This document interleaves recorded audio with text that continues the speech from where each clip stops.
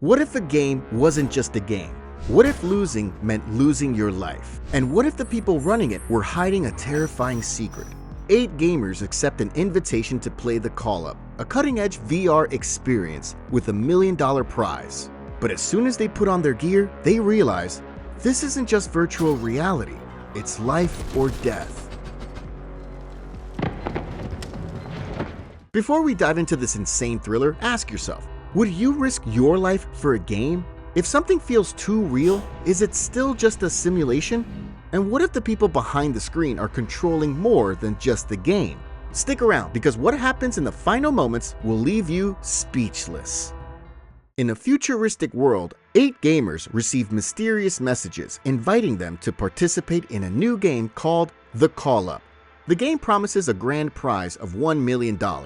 Intrigued by the offer, they all gather on the 25th floor of a towering skyscraper in the heart of the city.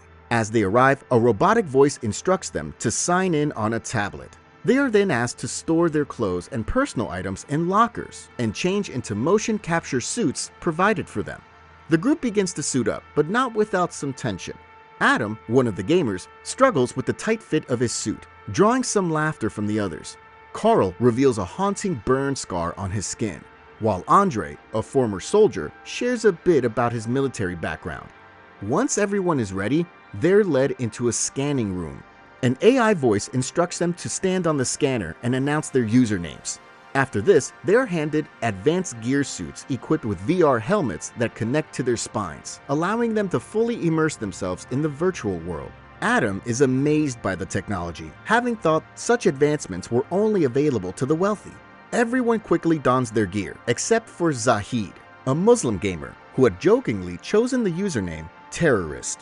Realizing the implications of his choice, Zahid tries to leave, but the doors are locked and no one comes to his aid. The others convince him to stay, assuring him it's not a big deal. Reluctantly, Zahid agrees to continue. The AI voice initiates the training module, and the gamers close their helmets, plunging into a hyper-realistic, post-apocalyptic world. Their suits transform into military uniforms, and their tattoos vanish. The environment feels incredibly real, but they soon realize they can't physically interact with objects. Their hands pass right through them. Suddenly, a sergeant appears, barking orders at them as if they were new recruits.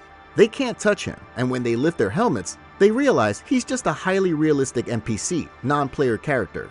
The sergeant leads them to another room where they pick up weapons. He instructs them to shoot at bottles, and the gamers are impressed by the realistic recoil of the guns. During the training, the sergeant shoots 2 players, causing their vests to disappear. He explains that once their vests are gone, they're vulnerable. If they're shot without a vest, they can use a special serum injection, but they only have 1 dose each. The sergeant reveals that terrorists have taken over the building, and their mission is to eliminate them and reach the ground floor alive. Those who succeed will win the prize. As the sergeant disappears, Andre, leveraging his military experience, takes charge of the group. He advises them to move quietly and stay alert. They begin clearing rooms, but chaos erupts when an enemy opens fire. Half the group hides, while Andre charges forward, taking down the enemy. The AI voice announces that they've completed level 25, and Andre earns the most points. The group touches the enemy's body, confirming it's just an NPC.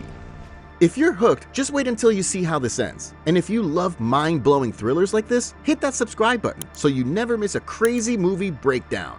As they progress, they discover that attempting to leave without completing a level triggers an electric shock mechanism. They move to level 24, where they find more advanced weapons.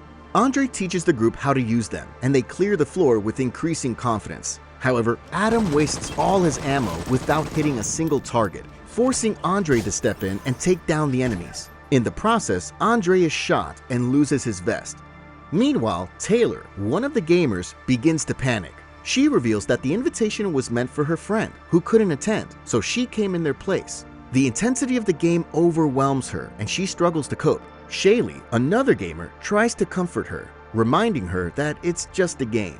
However, when it's her turn to shoot, Shaylee freezes, unable to pull the trigger. Carl steps in to protect the girls, but he's shot and loses his vest. He tries to surrender, but the enemies shoot him again. Shaylee, fueled by adrenaline, takes down the attacker. Back in the real world, Carl experiences excruciating pain and the group takes a break. They realize that the game's effects are bleeding into reality. Adam receives new weapons, while Carl expresses his belief that this might be some twisted new reality TV show. Zahid grows increasingly paranoid, suspecting that this could be a military experiment. Tensions rise, and Andre storms off to the bathroom to cool down. Unbeknownst to the group, the game is still running. The enemies they had killed respawn, and one corners Andre in the bathroom. Andre manages to close his helmet just before being shot, but he's critically injured. He tries to use his serum, but he had already used it to save Carl earlier. The group hears the commotion and rushes to help, but it's too late. Andre dies, and the AI voice coldly informs them that they can proceed to the next level. The group is horrified, realizing that the helmets are lethal. They try to remove them but find them immovable. Zahid, desperate, grabs a fire extinguisher and tests it on Carl, but the helmet remains intact. The sergeant reappears, brutally punishing Zahid for breaking the rules. He warns them that refusing to play will result in harsher consequences. With no other choice, the group continues. They progress through several levels, facing increasingly difficult challenges. In one room, a gas leak prevents them from using firearms, forcing them to rely on knives. Taylor's anxiety worsens as she struggles to kill up close. Shaylee promises to get her out of the game alive. As they descend, most of the group loses their vests. During a fierce firefight, both Carl and Adam are shot. Shaylee and Marco use their serums to heal them. Hours later, the group takes another break, realizing it's nighttime in the real world. Exhausted and trapped, they attempt to break the windows. Zahid manages to crack the glass using a trolley, but the sergeant returns and brutally beats him, breaking his leg. The group hides Zahid, but he succumbs to his injuries and dies.